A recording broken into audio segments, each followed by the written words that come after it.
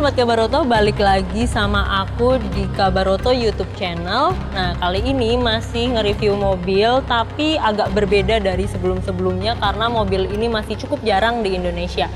Nah, mobil kali ini yang mau direview itu punya 2 mesin penggerak. Penasaran? Tonton terus ya!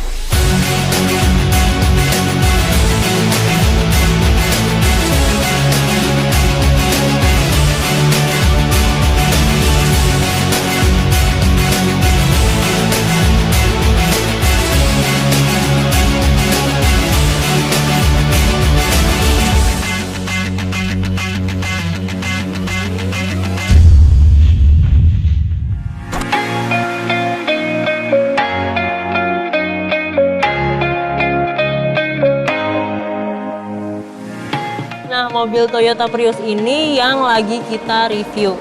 Kalau misalkan dilihat dari desainnya, mobil ini punya desain yang nggak sembarangan. Contohnya, desain lekukan dari depan sampai belakang itu dibuat se-aerodinamis mungkin. Alasannya supaya angin yang nabrak ke mobil ini waktu lagi di bawah jalan itu nggak mengurangi tenaganya.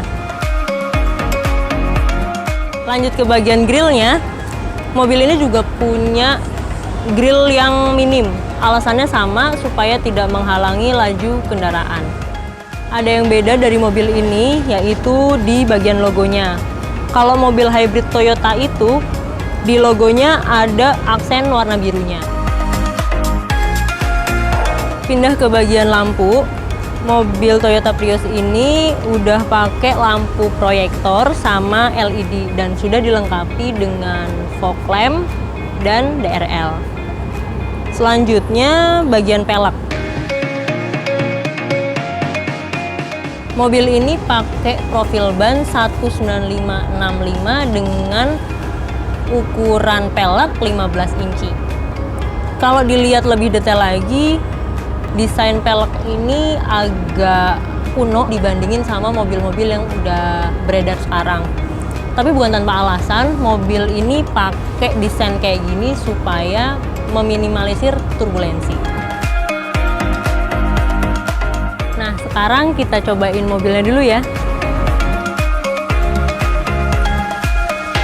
Oh iya, Sobat Kabaroto perlu tahu nih, kalau buka kunci atau tutup kunci Toyota Prius ini nggak perlu kuncinya harus dipegang, bisa karena di sini udah ada sensornya.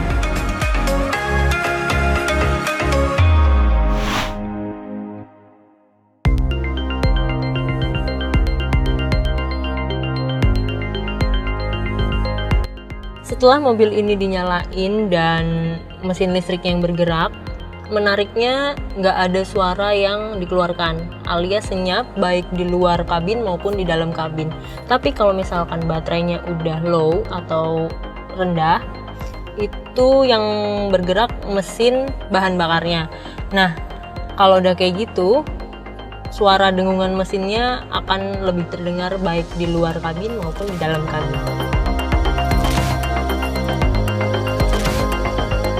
Nah, untuk interiornya di beberapa bagian soft touch kayak di trim jendela, terus setir, dan konsol tengah.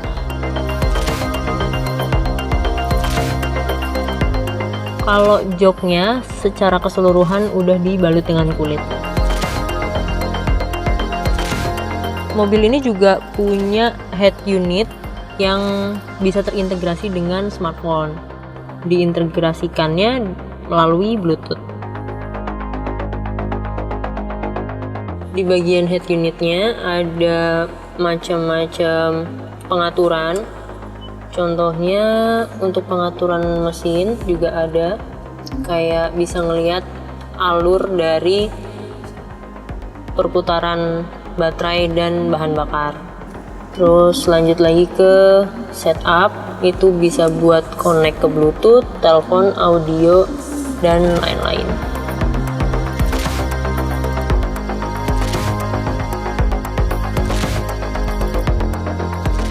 Sekarang kita ada di bagian belakang Toyota Prius. Nah, bagasinya itu luas banget kalau seat kedua itu ditutup. Jadi bisa buat ngangkut barang yang besar.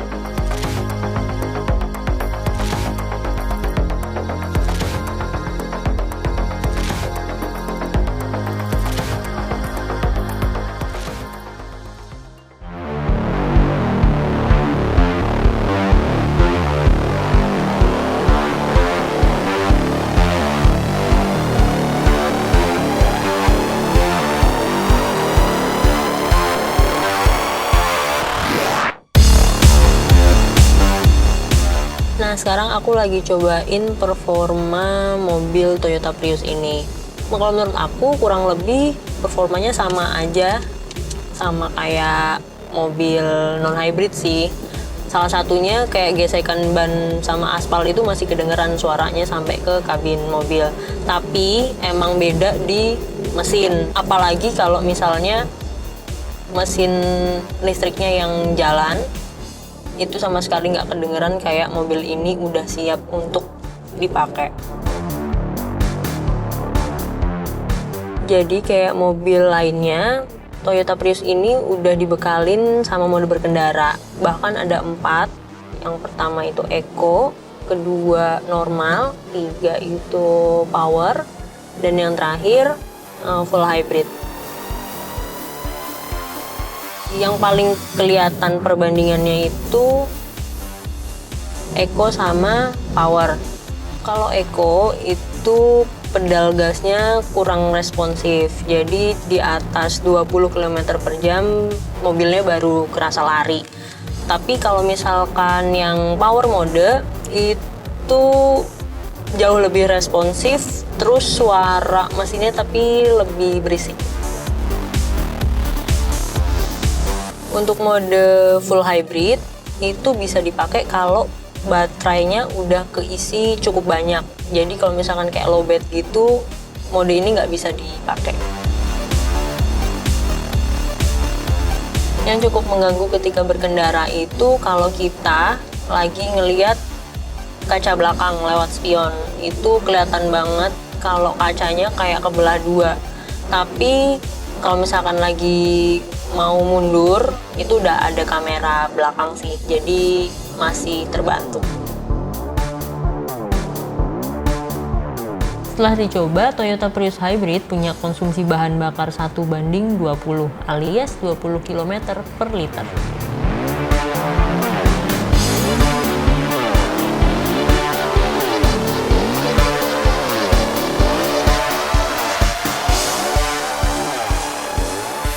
Nah, setelah nyobain jalan-jalan sama Toyota Prius, sebenarnya Sobat Kabaroto nggak perlu takut kalau mau pakai mobil hybrid. Soalnya mobil hybrid ini aman dan nggak konslet kalau kena air. Udah gitu nggak perlu pakai di charge, jadi kita nggak perlu bingung nyari tempat charging gitu. Karena nggak perlu charging, mobil ini udah mengisi bahan bakarnya sendiri. Jadi listrik itu bakal ngisi lagi dari bahan bakar yang dipakai. Sekian review kali ini, see you next video.